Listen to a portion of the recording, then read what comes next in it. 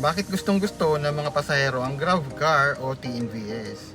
Guys, bilang isang Grab driver ng mahigit ng 8 taon at araw-araw ko pong nakakausap at naisasakay ang iba't ibang uri ng pasahero.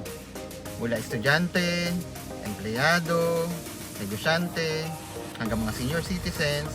Kaya alam kung ano yung mga dahilan kung bakit paulit-ulit silang sumasakay at bumabalik-balik sa GrabCar o TNVS. Narito po yung mga 10 top reasons kung bakit gustong-gusto ng mga pasahero ang GrabCar o TNVS. Number 1, convenient at on-demand. Isang pindot lang sa app, may sasakyan na agad na susundo sa'yo.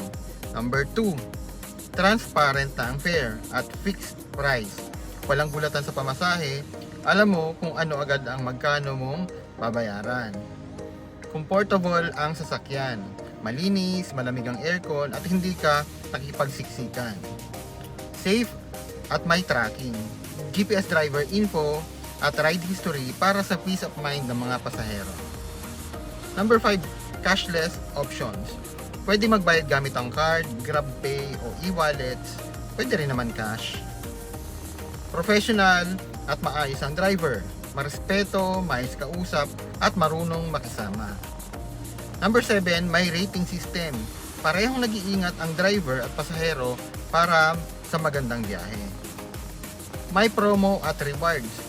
Discount at points na makatutulong lalo na sa araw-araw na pasahero. May customer support. Kung may concern ka, may matatakbuhan ka kaagad. At number 10, privacy at personal space. Walang ibang sakay, ikaw lang o ang kasama mo, komportableng komportable.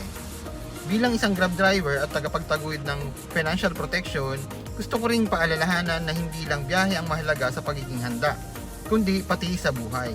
Kaya habang ini-enjoy natin ang convenience ng TNVS, isipin din natin ang proteksyon para sa ating pamilya sa pamamagitan ng life insurance.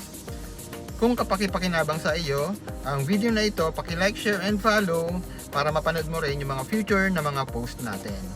Sama-sama tayong maging handa, mas maingat, at mas protektado sa biyahe ng buhay. Maraming salamat!